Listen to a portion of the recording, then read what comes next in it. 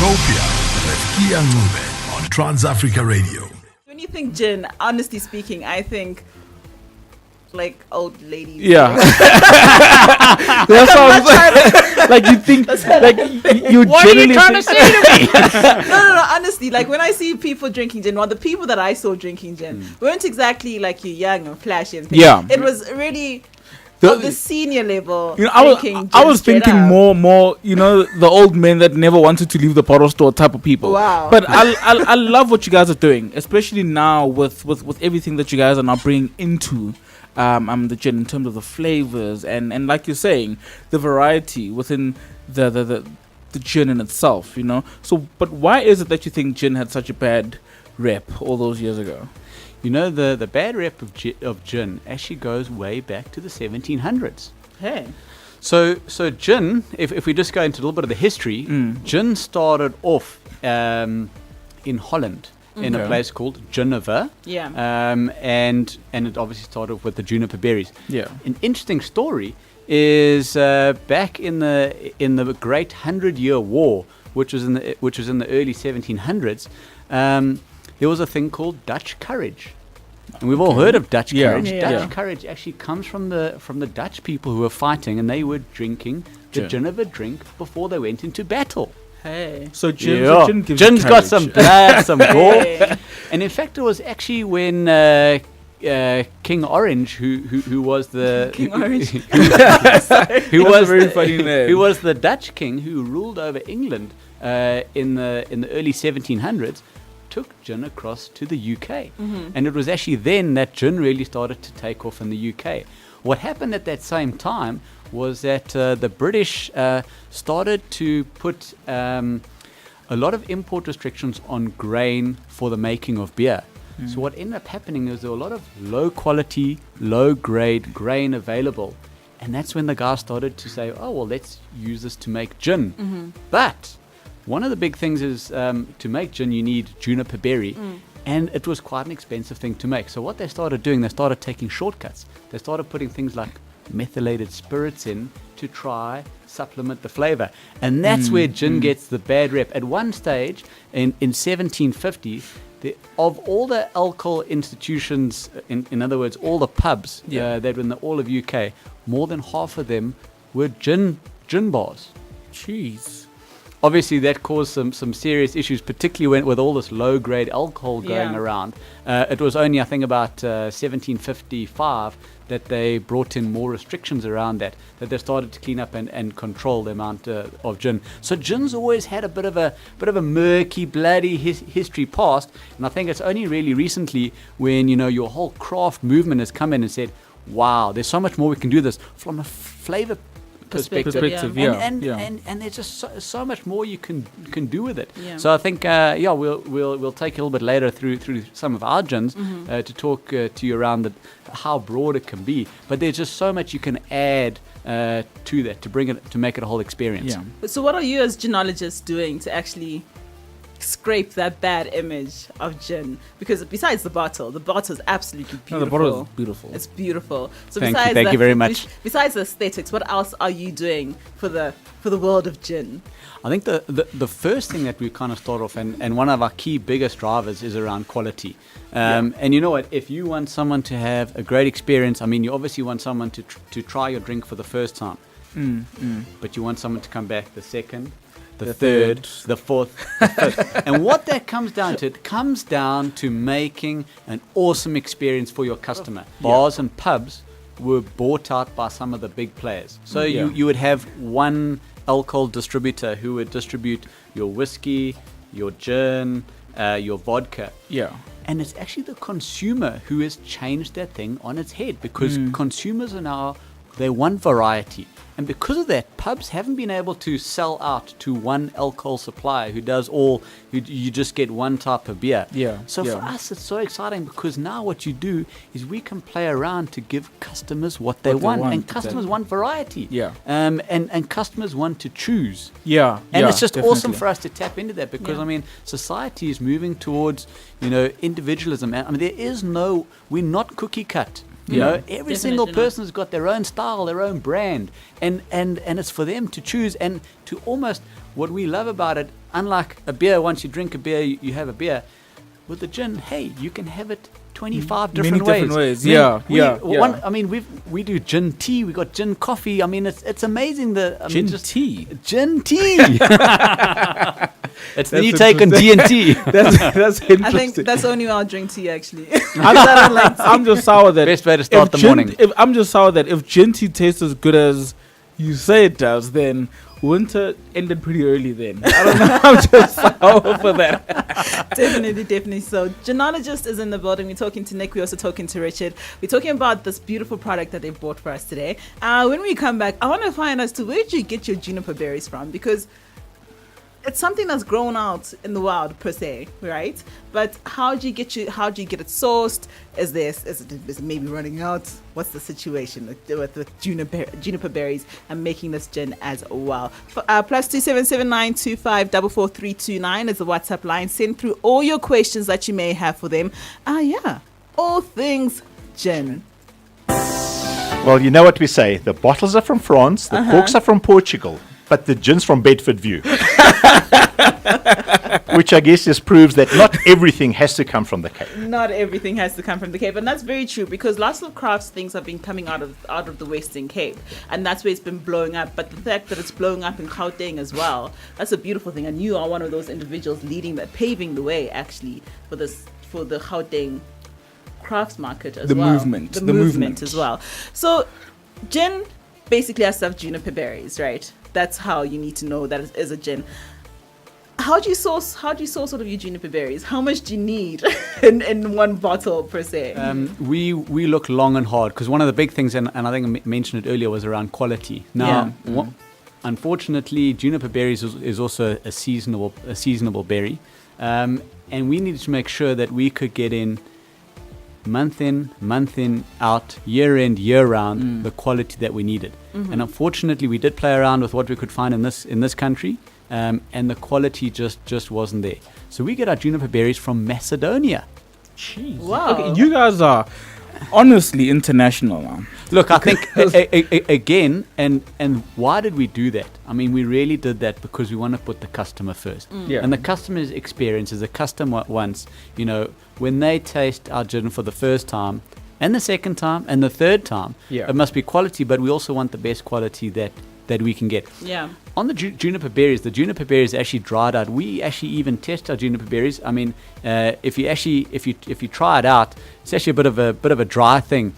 You actually chew them to kind of just feel the consistency to make sure the batch, even though it's kind of passed all the quality checks to get it in, we need that consistency in terms of, because it is our key ingredient. I mean, we do run a distillation process, so we're currently running about 200 liters at a time. You're probably putting in about 1.5 kilos of juniper berries in there. So it is a very key ingredient, and you need to get it right. So quickly, who's the better cocktail maker between the two of you guys? I think, truth be told, there are people out there who are absolutely craftsmen at this, and we consult with them on a regular basis to help us set this up. Often you become a little bit encapsulated almost in what you're doing, and you stop noticing what else is going on out there. So on an ongoing basis, we talk to people. There are a number of mixologists who are par excellence in this country. They travel internationally. They do all sorts of things, and they can do things with drinks that you would never ever dream of doing, and yet it works. That the festivals and events are the most exciting thing for us. Going out there and selling to bottle stores and to pubs and restaurants, it's a wonderful feeling because you walk away, having done a significant sale. But talking to people one to one, getting them to taste your gin and seeing the pleasure on their face, when the taste is right and you've paired the right gin with the right person, their face lights up. And that is wonderful. And the sheer, when I remember when I was young, the pleasure was in getting presents. Now that I'm older, the pleasure is in giving presents. And when you get someone to taste your gin for the first time and you see this like their eyes open up and the smile spread on their face, it is exactly that feeling. you've just given somebody a present, and really, for me, I feel good. You know, it empowers me, and I'm running out of words. It literally. Wow. I mean, it just makes us. It's not a job. It's just fun. Talking about taste, your first batch that you actually ever made, how was it? Was it like terrible? Was it okay? Was like, this is not too shabby. We can work on this one. Or did you look in the mirror and your face had changed because you're like, So to get to the first one took us 8 months. Oh. So it took us that long to kind of get there. I mean, there are a couple of standard gin recipes out there. And of course, you know what? If you're going to be craft, you got to stand out, you know? You got to push it. So it took us 8 months of just going in there day in and day out and tweaking this and tweaking that. Yeah. What we did is we kind of went out and then said, you know what? Hey, it's absolutely fine to think that we're good, but that doesn't matter. So what we went out, we did batch after batch, and one of the things you'll see, we actually call ourselves scientifically distilled. Yeah. Yes. What we did to get there is we went and we did this thing methodically. We went out there, we did something, we took it into the market, we got feedback, we tweaked it, we came back, we played, we mixed, we tried something else, we went back, and every single time it wasn't a hit and miss. We kind of knew where we wanted to go, and then we started narrowing in. So everything we did, we kind of did from a methodical basis where we kind of, instead of playing around with 6 different variables, we'd play around with 1 or 2, zone that in, then try the next thing. So that eventually by the time we had actually gotten to where we wanted to get to, we had got all the customer feedback and we're just trying one thing at a time. Which I think was really one of the key ingredients of our success, is to actually get out there and kind of end up with something that on the palate profile that we were comfortable with and had a market segment. Yeah. So you guys have 3 different gins right now. Just looking at the floral gin, the citrus one, and the spice one. I'll be more inclined to the citrus one. I love all things citrus, really. Yeah. Nice. Thinking more floral. But, so how did you guys come up with these flavors though? Because like you're saying, it is a scientific method, first of all. So how did you guys get to just these 3 particular flavors? So on that, I think with the 3 different gins, we kind of also had a look. And part of the whole craft thing is we can't say, you know what, you like floral, you like citrus, that it's going that you need to be put into a box. Yeah. So we kind of had a look and we said we needed to play around with different flavor profiles to target different palates. So we had a look and we did do our research globally, and we kind of said, you know, some people like the traditional, the dry, and you needed a twist on it. And that's where we came up with a spice. In terms of floral, wow, you know what? Floral, you just have to go floral. You're trying to attract the woman out there. Man. And you'll be surprised how many men love the floral. They go absolutely mad for the floral. And you know what? Citrus is just so unique that you can't mix them in with those 2. And again, if you get the citrus mix, I mean, it's just such a unique flavor profile. For some people, I mean, I absolutely love the citrus. If you love citrus, you love citrus. So part of the whole craft thing is we needed to get things for different palates. And we want, part of the whole craft with experience is we want to give people the choice. How do you flavor gin though? Is it what's the process of actually getting these flavor profiles? Okay, so there's 3 different ways that you can make gin. So the first thing is you got to start off with a base alcohol, and there's many different types of base alcohols that you can get. We decided to go with, you know, as high quality base alcohol as we can. Then what you do is you can macerate your different botanicals, and you actually put that into the raw alcohol, and you kind of let the oils and the flavor seep into it, and then you distill it. What that does is when you distill it, it actually carries some of those oils and the flavor through with it, and now you get your distilled product. Some of the botanicals are very they're very fine and they're very fragile, and if you macerate and you put it in there, it kind of destroys the flavor. So you what's called vapor infuse it. So when you're distilling, you actually distill through what's called a gin box, which is through your column, and you actually vapor infuse, and it really picks up the fine flavors coming through. And the third way you can do it is you can add the flavor in afterwards. That's kind of called bathtubing gin, where you can add the flavors afterwards. Our viewpoint is that the third type is a bit of a cheat. So just for any of the connoisseurs out there, if you ever see a gin that's not clear, those kind of flavors have been added in afterwards. So with our gin, the majority of it is macerated and put in beforehand, but some of our botanicals, especially the floral, they're just too delicate to kind of put through that process, so we vapor infuse it. Okay. Just a quick question. What has been some of the difficulties with starting this brand? First of all, like we said, like we were talking off air, sorry, it's been like this market it's not how can I put it? There's big corporates, I don't want to obviously mention name, but there are big corporates obviously which monopolize the industry. So what has been some of the difficulties for you guys getting into the market? Quite complex, and it has been fairly regimented. But the development of craft beer has in many ways opened up the road for a lot of us. Yeah. To climb onto the market. And suddenly a lot of the barriers to entry have, in fact, if not crumbled, they've eased. Yeah. The second thing that we found is that when we talk to other craft gin or small batch gin producers, it was surprising just how much help they were prepared to give us. Yeah. And in fact, it's something that we have in turn reciprocated to other gin producers that have started after us. Yeah. And we've helped them, we've given them advice, we've made suggestions. The reality, of course, is that is twofold. The big guys have well integrated networks that are integrated both vertically and horizontally. Now, for us to go and get that kind of the size of the footprint and the depth of the footprint has not been easy. Yeah. So, in effect, what we've had to do is we've done two things. We've picked the low-hanging fruit, the people we can get to first. Yeah. So the restaurants, the pubs, the bottle stores, that has been our primary modus operandi. Of course, that in itself is not sustainable because sooner or later, you need to develop the network to give you both breadth and depth. Yeah. And we're in the process of doing that now. It's not the easiest thing in the world. Yet, having said that, it's surprising just how many people out there, in fact, are prepared to take on small guys like ourselves. They want something different.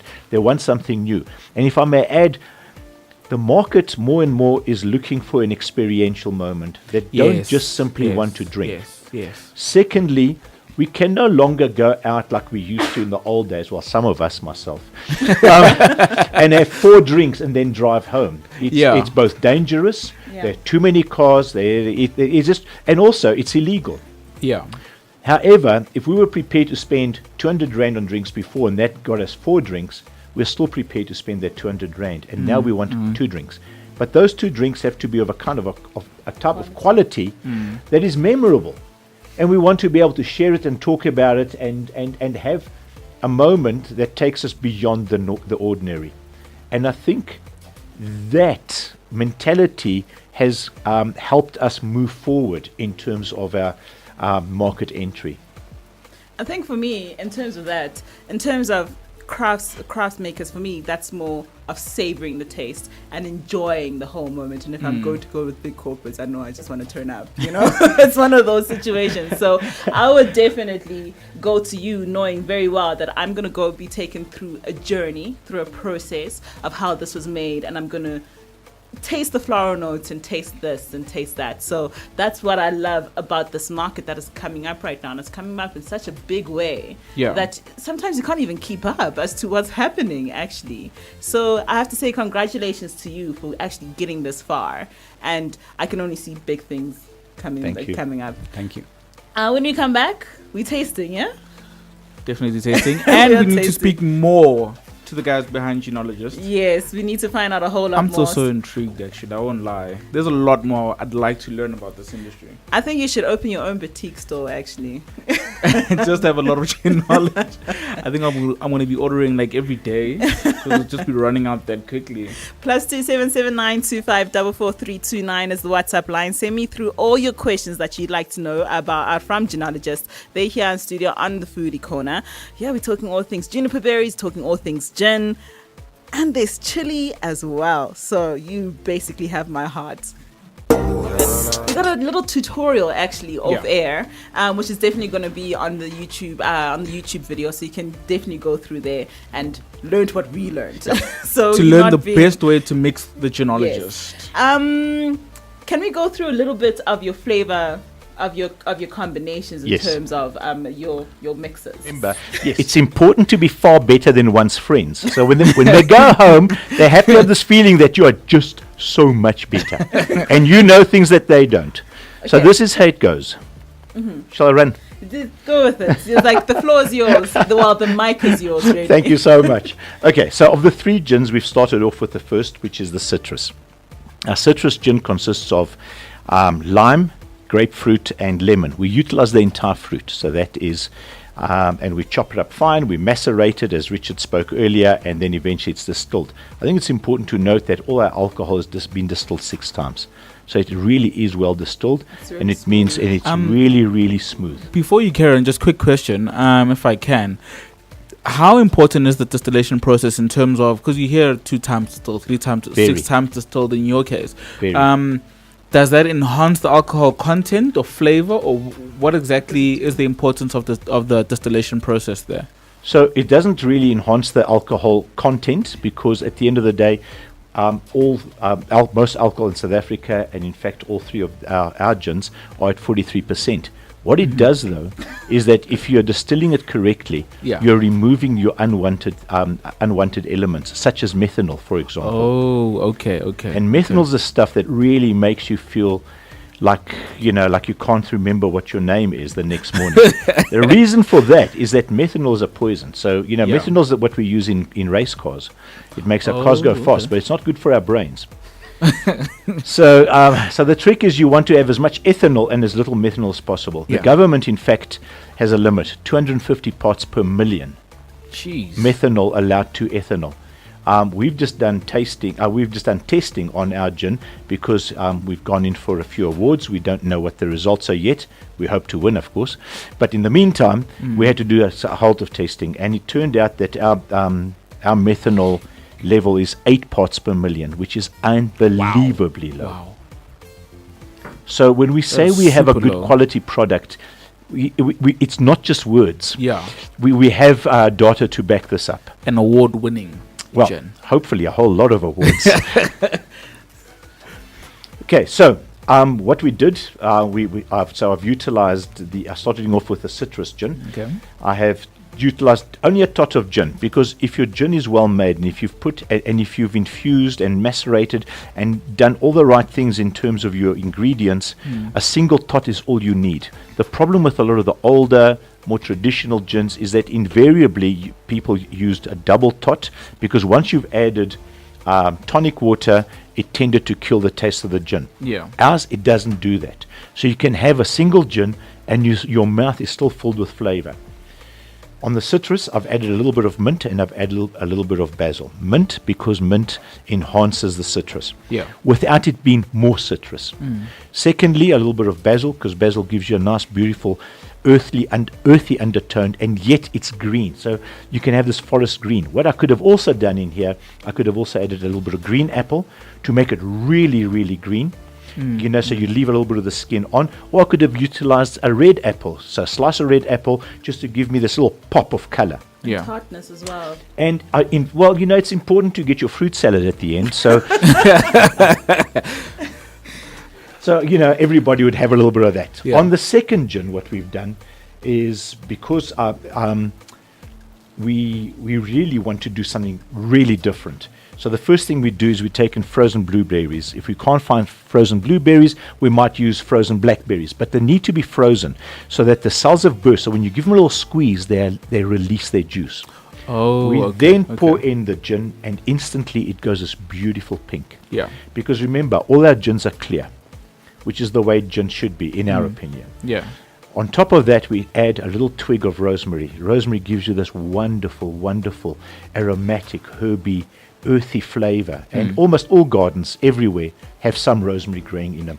So you don't have to do much. You don't have to go to Woolies. You don't have to go to the corner store. You can generally go into your garden or your little window box of little herbs and things, pull a few out, drop them in. So we've got this beautiful pink gin. The wonderful thing, and we spoke about off the air for a moment, we said that girls are attracted to it from afar. It's pretty. It is. It's very pink. They smell it. The rosemary really makes a big difference. They buy it. They walk away. This is at festivals and events. And they start making happy sounds. The guys invariably want to try it. And then 9 times out of 10, we have the guys coming back saying, I want to try one of those gins. So it's not, just because it's pink doesn't mean that real men don't have pink drinks. Real men do have pink drinks, and they're not ashamed. Our third gin is spice. The spice gin is the most complex of all our gins. There's 15 different spices in there. And just to give you our first 6. 15. No, not too shabby, huh? Yeah. Yeah. Well, The balancing act today with 15 different types of spices. It is. You got to get it right. So the first 6 goes follows. without giving away too much, the secret recipe. Yes. So this is how it goes. Okay. All competitors, please close your ears. Black pepper, Ashanti pepper. Ashanti pepper is the original African pepper from Ashanti pepper up north. very, Yes. very, ooh, Yes, isn't it? yummy. And then grains of paradise, which almost is a citrusy pepper, insanely expensive. Then a little bit of coriander, and you taste all of that in the front of your tongue. Over your tongue, you've got cardamom, and on the sides, we've got cassia bark. So you've got this taste of cinnamon on the sides. There are 9 more, which we're not going to disclose. No. Because we don't have to, you know. How do you actually decide which peppers to use in this? Because it's the first time I hear of the peppers that you mentioned. I think you mentioned Ashanti pepper. Ashanti, that's the first black. It's the first time I even hear of such a pepper. I'm obviously just accustomed to the normal ones: red pepper, green pepper, yellow pepper. But that one is something. It's the first time I hear this. So where, first of all, do you guys source such a product? Is it in Africa, obviously? And how do you guys even decide to say we're going to use an Ashanti pepper? I think that what it's called, Ashanti pepper. Trial and error. I mean, really, I think we started off with an idea and a concept, and I think that's where all great businesses start. It's to start off with a great idea. We had their idea of spice, and we didn't know how we were going to get there. The whole exciting journey was getting there, and I can tell you that's why. I mean, it literally took us 8 months to get our first gin out there, which was our spice, and I can't tell you. We did try the red pepper. We did try the green pepper. We tried the usual stuff. and we tried a whole lot of other weird things, which didn't work. And Curry powders. Yeah. Don't joke. Have you ever tried using, you said you use coriander. Have you ever tried using the coriander leaf, and how did that turn out? Because coriander is such a versatile, it's a spice, it's a herb, it's everything basically. You're not giving them ideas? No, I'm not. I'm just curious because you got coriander in your spice gin. Yes, and if we say no, but we're going to, now that you've given us this idea, are you going to want some kind of royalties? Yes. We can discuss that off air, you know. Special spice. Special spice. Oh wow, this is a great learning journey. Is that we have any sort of quality issues as we grow. So we've really been trying to set up in terms of our distillery, around our processes, around our people, that we are kind of set up that we can do the growth, but do a growth that's kind of true to our hearts and true to our mottos around bringing the quality to our customers. So in terms of distribution, where can people find Ginologist in stores? Or is it online or... At fairly reasonable rates. The other places, for those who can't wait to order online, like myself. Okay, so we're available at all the Norman Goodfellas. Okay. We're available at most of the liquor cities. Okay. We're available at some of the tops. and then a number of the independents. And slowly but surely, we're busy working our way through the rest of the market. As you can imagine, being only 8 months old, it means that we haven't had an opportunity to get to everybody at once. Yeah. So we're still very much on a growth phase. There's still a number of places that we haven't even got to. Yeah. But we and this is really, at the end of the day, it's my domain. I'm the guy that needs to get out there and get to them, or at least make sure that the salespeople are getting to them. Yeah. So for now, it's just specifically Joburg that you guys are in. You're not down in No. Durban, We Cape are Town. wider than that. Oh, okay. So, yes.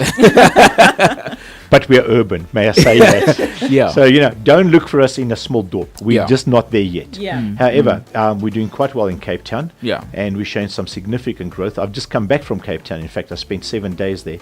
And it was wonderful. Cape Town is so vastly different to Johannesburg. Yeah. And the expectations are so different. I think maybe the sheer level of offerings, and because so much of our alcohol comes from the Cape, they tend to be quite knowledgeable. And I'm not saying for 1 minute that we are less knowledgeable, but they seem to be more knowledgeable on price points, where to find things, where not to find things. We tend to often purchase what we like, almost irrelevant or regardless of what the price is. If we like it, we buy it.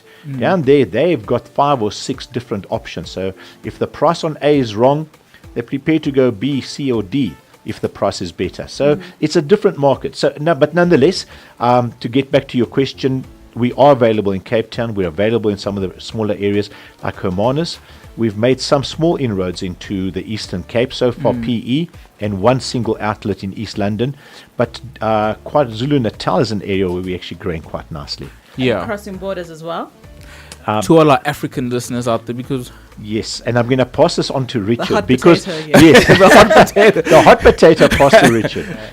We're looking at getting our export license, and we're definitely keen to start exporting. As you can imagine, small businesses, a number of hoops that we need to jump through, and of course, alcohol has got its own specific legal requirements to export. But I can tell you, all those listeners out there, we are working hard to get our product to you. That's good. That's really he mentioned something very interesting there in terms of price point as well. I think it's something I just wanted to touch on quickly. I'm just looking here, obviously on the website, it says this particular one, Ginologist is 345 Rand. But how important is pricing within this market? Because there is a number of competition, let me rather say, but how important is your pricing when it comes to your product? Because you obviously don't want to go too low, whereby you then taking money out of your own pocket specifically, but you also don't want to go too high to offend people, so to speak. So how important is pricing within this sector? So I think just on craft gin, the price elasticity is probably not that elastic. So I mean, people are more willing to go for something that they really really like. I think just on our side, we wanted to make sure that we gave the customer the best experience. I can say that we took absolutely no shortcuts in terms of anything in terms of the process. Yeah. But then we also don't want to be ripping our customers off. So I think the price point that we came into is one that is competitive, one that we believe is fair. Yeah, I personally don't think it's high at all. I think it's something that you would be willing to spend just about 2 times a day on our own life. Only because it tastes so good. Only because it tastes that good. So I think Right. I think on our side, we really and without looking too much at our competitors, we really haven't taken any shortcuts. But we really do want to be fair. And I mean, I do get offended every now and then if I look at other products, and I'm not even talking about the alcohol industry. Yeah. And I know what their production costs are and what it's being sold for. And I think these days your customers are more informed. And if you are going to do that, you can do that for a while, but it's not going to be sustainable. Definitely, So I mean, I can say in definitely. terms of our input costs, I mean, we had to look in terms of what are margins that make business sense. Yeah. But it's definitely not margins that are ridiculous that we think that our customers are being ripped off. So we've taken absolutely no shortcuts. And really, your customer these days is informed. And you're not going to get away with ripping them off. And we are out there to make an awesome experience for the customer. So where to from now for Ginologist? Where we going now? From here. So like now. I'll fill the first part and then we'll pass it over to Richard. Okay, so two things, and if I may just go back to price pointing for just a second. The 300 to 400 price range tends to be where a lot of the craft gins are playing. So we are slap bang in the middle of that. We found ourselves on a couple of occasions, in fact, one or two of the well-known bottle stores where they had put us, our on-shelf price was $4.25. And we very quickly went in there and insisted that they change it back down to what a reasonable price is. So value for money is something that we very much address on an ongoing basis.